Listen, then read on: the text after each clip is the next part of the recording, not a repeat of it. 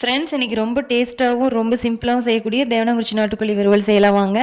அதுக்கு நம்ம 1 கிலோ நாட்டுக்கோழி கறியை வெட்டி எடுத்துக்கலாம். அப்புறம் ஒரு பாத்திரத்தை அடுப்பு மேலே வச்சுட்டு எண்ணெய் ஊற்றி கடுகு, வெங்காயம், கருவேப்பிலை, வரமிளகாலாம் போட்டு வணங்கினதுக்கப்புறம் வெட்டி வச்சிருந்த கறியை நம்ம அது கூட கொட்டி கிளறிக்கலாம். இப்போ மஞ்சள் தூள் 2 ஸ்பூன் போட்டுக்கலாம். அடுத்து குழம்பு சாம்பார் பொடி இருந்துச்சுன்னா அது ஒரு 4 ஸ்பூன் போட்டுக்கலாம். இது கூடவே இப்போ நம்ம தேவையான அளவு கொஞ்சம் உப்பு போட்டுட்டு கறியை நல்லா பரட்டி விட்டுக்கலாம். அப்போ தான் கறி உருண்டு வரும். அப்புறம் இது கூட நம்ம கறி குழம்பு மிளகுடி இருந்தால் 2 ஸ்பூன் போட்டுக்கோங்க. அது இல்லாதவங்க வரக்கொத்தமல்லி தூளே போட்டுக்கோங்க. அப்புறம் இப்போ குண்டாவோட தூக்கி நம்ம கறியை நல்லா கிளறி விட்டுக்கலாம். இப்போ தேவையான அளவு தண்ணி ஊற்றிட்டு தேவையான உப்பு சரியாக இருக்கான்னு பார்த்துட்டு உப்பு போட்டுக்கலாம். கறி நல்லா 1 மணி நேரம் கொதித்து வெந்ததுக்கப்புறம் தண்ணி குழம்பு எடுத்து வச்சுக்கலாம்.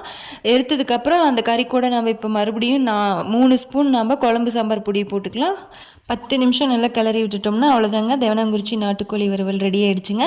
சாப்பிட்றதுக்கு ரொம்ப டேஸ்ட்டாக இருக்கும், எல்லாருக்குமே பிடிக்குங்க. ரொம்ப சிம்பிளாகவும் செஞ்சிடலாம். கண்டிப்பாக நீங்கள் ட்ரை பண்ணி பாருங்கள்.